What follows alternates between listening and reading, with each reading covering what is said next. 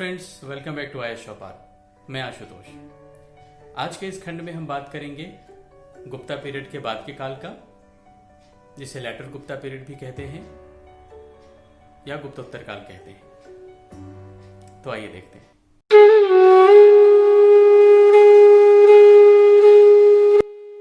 इसमें जो प्रमुख राजवंश हुए उसमें मैत्रक, मौखरी, पुष्यभूति, परवर्ती गुप्त, गौड़ वंश। मैत्रक जो स्थान था वो वल्लभी था।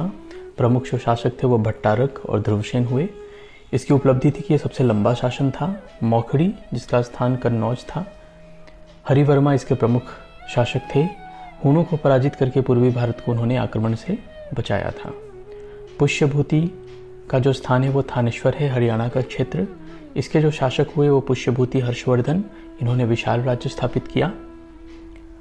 ये बेसिकली गुप्तों के सामंत थे।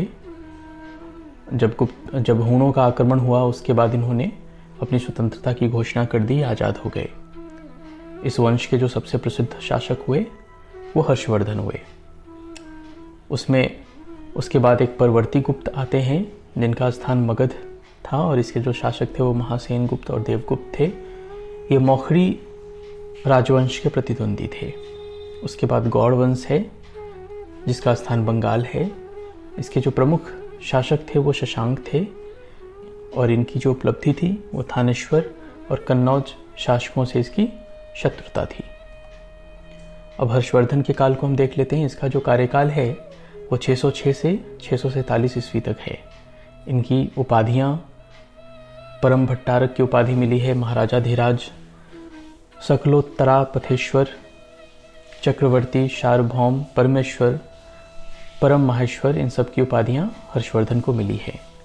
हुएनसांग जो कि चीनी यात्री था वो हर्ष के कार्यकाल में ही भारत आया था। उसने हर्ष को शिलादित्य कहा है। जैसा कि हम जानते हैं कि हर्ष का जो साम्राज्य था वो संपूर्ण उत्तर भारत में फैला हुआ था। यह उत्तर में हिमालय से दक्षिण में नर्मदा नदी और विंध्य पर्वत के क्षेत्रों तक था और पूर्व में ब्रह्मपुत्र से सौराष्ट्र और काठियावाड़ तक था। इसके समय नालंदा महाविहार महायान बौद्ध धर्म की शिक्षा का प्रमुख केंद्र था, जिसके लिए हुएनसांग भारत की यात्रा पर आया था। वो यहाँ से बौद्ध धर्मों का, बौद्ध ग्रंथों का अध्ययन करने के लिए आया था। हर्षवर्धन बौद्ध धर्म का अनुयायी था और इसी ने कुंभ मेले का शुभारंभ करवाया है। हर्ष की साहित्य में भी गहरी रुचि थी। इसने 3 नाटकों की रचना की जिसमें प्रियदर्शिका, रत्नावली और नागानंद प्रमुख हैं। बाणभट्ट इसका दरबारी कवि था जिसने हर्षचरित, हर्षवर्धन के जीवन के बारे में और कादंबरी की रचना की है। हर्ष के काल में मथुरा सूती वस्त्रों के निर्माण के लिए प्रसिद्ध था। हुएनसांग का जो विवरण है उसको हम देख लेते हैं। इसने सीयूकी नाम का एक ग्रंथ लिखा है। इसको यात्रियों का राजकुमार और वर्तमान शाक्य मुनि भी कहा गया है। इसके अनुसार भारतीय समाज 4 वर्णों में विभक्त था। शूद्र कृषि कार्य में लगे हुए थे। हुएनसांग जो कि 629 से 645 ईस्वी के बीच भारत में था। हर्षवर्धन ने गौर शासक शशांक को पराजित करके कन्नौज पर अधिकार कर लिया और उसे राजधानी बनाया। शशांक जो कि शैव धर्म का अनुयायी था, उसे बोधि धर्म से नफरत थी, उसे बुद्ध धर्म से नफरत थी। इसके लिए उसने बोधि वृक्ष को कटवा दिया था। हर्ष और पुलकेशिन द्वितीय के बीच नर्मदा नदी के तट पर जो युद्ध हुआ जिसमें हर्ष पराजित हुआ। इसमें कुछ टर्म्स आए हैं। महामोक्ष परिषद, यह हर्ष के काल में प्रयाग में प्रत्येक 5 वर्ष पे आयोजित एक समारोह था। प्रांतीय शासक के लिए लोकपाल का प्रयोग हुआ है। पुलिस को चाट या भाट कहा गया। हर्ष के काल में मथुरा सूती वस्त्रों के निर्माण के लिए प्रसिद्ध था, जिसे हम पहले भी देख चुके हैं। अब दक्षिण भारत के प्रमुख राजवंश को देखते हैं, जिसमें पल्लव वंश है जिसका 575 से 897 ईस्वी के बीच था। इसके संस्थापक सिंह विष्णु थे। प्रमुख शासकों में महेंद्र वर्मन प्रथम, नरसिंह वर्मन प्रथम, महेंद्र वर्मन द्वितीय, परमेश्वर वर्मन प्रथम, नरसिंह वर्मन द्वितीय, नंदी वर्मन द्वितीय और अंतिम शासक अपराजित वर्मन थे 879 से 897 ईस्वी तक। अरबों के समय जो पल्लव वंश के शासक थे वो नरसिंह वर्मन द्वितीय थे। दश कुमार चरित के लेखक दंडी थे जो कि नरसिंह वर्मन द्वितीय के काल में थे। नरसिंह वर्मन द्वितीय को राजा सिंह आगम प्रिय, जिसे शास्त्र प्रेमी भी कहते हैं, शंकर भक्त या शिव भक्त कहा गया। इनकी विशेषताओं को हम देखें तो महाबलीपुरम के रथ मंदिर का निर्माण हो रहा है नरसिंहवर्मन प्रथम के द्वारा। नरसिंहवर्मन प्रथम को वातापी कोंड भी कहा गया है। नरसिंहवर्मन द्वितीय ने कांची का कैलाशनाथ मंदिर बनवाया और इसमें पल्लव राजाओं और रानियों की आदमकद तस्वीरें लगवाईं। और यहीं से पल्लव वंश के समय से ही मंदिर निर्माण की द्रविड़ शैली का शुभारंभ हो रहा है। पल्लव वंश शैव धर्म के अनुयायी थे, परंतु ये प्रारंभिक रूप से जैन थे। इन्होंने बाद में शैव धर्म को अपनाया था। अब राष्ट्रकूट वंश को हम देखते हैं, जो कि 736 से लेकर 973 ईस्वी तक था। इसके जो संस्थापक थे वो दंतीदुर्ग 752 ईस्वी में। राजधानी मान्यखेत थी। प्रमुख शासक जो इसके थे वो कृष्ण प्रथम, ध्रुव, गोविंद तृतीय, अमोघ वर्ष, कृष्ण द्वितीय, इंद्र तृतीय और कृष्ण तृतीय थे। ध्रुव प्रथम ने कन्नौज पर अधिकार के लिए त्रिपक्षीय संघर्ष में भाग लिया। त्रिपक्षीय संघर्ष एक महत्वपूर्ण तथ्य है, इसे ध्यान में रखेंगे कि त्रिपक्षीय संघर्ष पाल वंश, गुर्जर वंश और राष्ट्रकूट वंश में हुआ था कन्नौज पर अधिकार के लिए।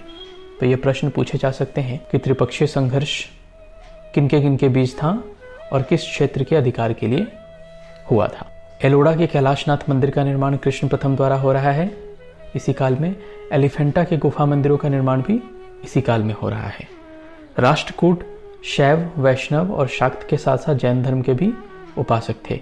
पल्लव वंश शुरुआत में जैन थे, बाद में शैव हो गए थे, जबकि राष्ट्रकूट में सारे धर्मों का समावेश देखने को मिलता है। उसमें शैव, वैष्णव, शाक्त और जैन धर्म भी थे।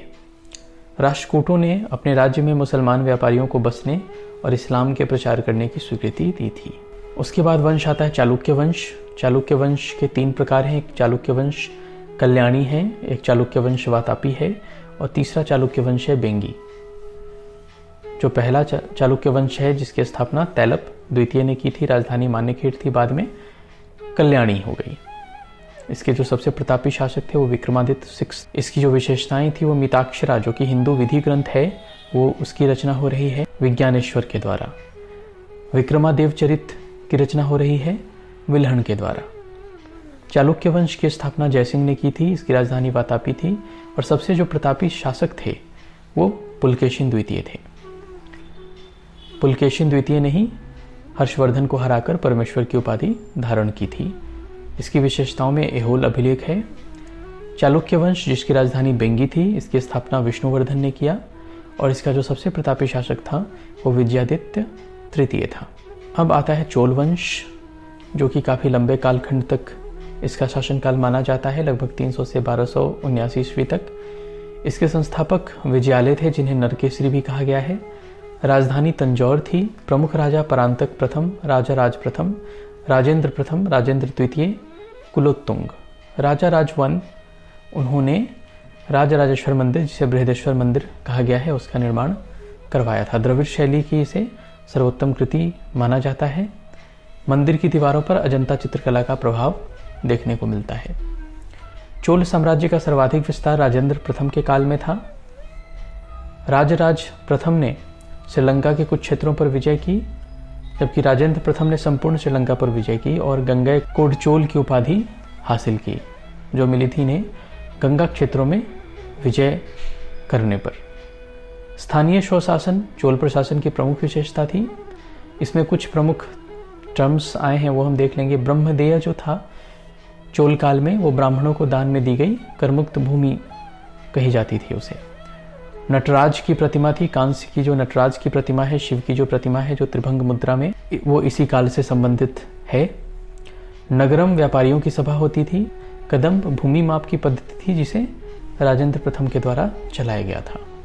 अब दक्षिण के राजवंश के बाद हम कश्मीर के राजवंश को देखते हैं। कश्मीर में जैसा कि हिंदू राज्य था और इसके विषय में जानकारी कल्हण की राजतरंगिणी से हमें मिलता है। इसके जो प्रमुख वंश थे वो कारकोट वंश, जिसकी स्थापना दुर्लभवर्धन ने की थी। ललितादित्य मुक्तापीठ सबसे शक्तिशाली राजा था। इसने कश्मीर में मार्तंड मंदिर बनवाया। इसने कन्नौज नरेश यशोवर्मन को पराजित किया था। मार्तंड मंदिर की विशेषताओं को हम देखें तो ये कला और स्थापत्य का एक अद्भुत उदाहरण उस काल का माना जाता है। उत्पल वंश उसके बाद आता है, जिसकी स्थापना अवंती वर्मन ने की थी। उसके बाद लोहार वंश है, जिसकी स्थापना संग्राम राज ने की थी, और सबसे प्रसिद्ध शासक हर्ष हुआ है, और कल्हण जो था वो इसी का आश्रित कवि था। तो ये सारे वंश कश्मीर के राजवंश थे। बाकी अन्य राजपूत वंश को हम देखते हैं, जिसमें गुर्जर प्रतिहार वंश है, जिसमें नागभट्ट प्रथम है, जिसे वास्तविक संस्थापक माना गया है। ये अरबों और मलेच्छों का नाशक इसे माना गया था। मिहिर भोज जो कि 836 से 885 ईस्वी तक था, और इसे सबसे महत्वपूर्ण शासक के रूप में माना जाता है। इसकी जो उपाधियां थी उनमें आदि वराह और प्रभास की उपाधियां थी। उसके बाद शाकंबरी का चौहान वंश है, जिसमें अजय राज प्रमुख शासक थे। इन्होंने अजय मेरू की स्थापना की, जो कि आज का अजमेर है। पृथ्वीराज तृतीय, जिसे पृथ्वीराज चौहान कहा गया है, 1191 ईस्वी में तराइन का युद्ध हुआ मोहम्मद गोरी और पृथ्वीराज चौहान के बीच, जिसमें गोरी पराजित हुआ। 1192 ईस्वी में तराइन का द्वितीय युद्ध हुआ, जिसमें पृथ्वीराज पराजित हुए। पृथ्वीराज रासो इसी काल की रचना है, जिसे चंदबर दाई द्वारा लिखा गया पृथ्वीराज चौहान के बारे में। कला और संस्कृति की हम बात करें, इसमें मंदिर निर्माण की 3 शैलियों का विकास काफ़ी अच्छे से हुआ है, जिसमें हमें 3 शैलियाँ देखने को मिलती हैं, जो कि है नागर शैली, द्रविड़ शैली और बेसर शैली। नागर शैली जो है वो हिमालय से बिंद तक के क्षेत्र में देखने को मिलता है। इसमें जो मंदिर बनता था वो चतुष्कोणीय था, और इसमें जो शिखर था वो रेखीय शिखर था। जो आजकल भी जो अभी भी हम उत्तर भारत में या मध्य भारत में जो हम मंदिर देखते हैं, वो नागर शैली की ही मंदिर होती है, जिसमें चतुष्कोणीय मंदिर होता है और उसका जो शिखर होता है वो रेखीय होता है, वर्गाकार और ऊपर की ओर वक्र होता है। गर्भगृह के चारों ओर बंद प्रदक्षिणा पथ होता है। मुख्य देव मंदिर के सामने सभा कक्ष या मंडप होता है। गर्भगृह के बाहर गंगा और यमुना की प्रतिमा होती है। इन मंदिरों में प्रसिद्ध मंदिर जो हैं उनमें लिंगराज का मंदिर आता है, सूर्य मंदिर कोणार्क का आता है, और जगन्नाथ मंदिर पुरी का आता है। द्रविड़ शैली जो कि चोल काल में अपने चरमोत्कर्ष पे पहुंची थी, यह कृष्णा नदी से कन्याकुमारी तक के बीच के क्षेत्रों में देखने को मिलता है। मंदिर ऊंची 4 दीवारी से घिरी होती है, और एक ऊंचा पिरामिड जैसा द्वार होता है, जिसे गोपुरम कहा जाता है। पिरामिड नुमा शिखर जो कि ऊपर की ओर सीधा होता है, शिखर को विमान कहा जाता है।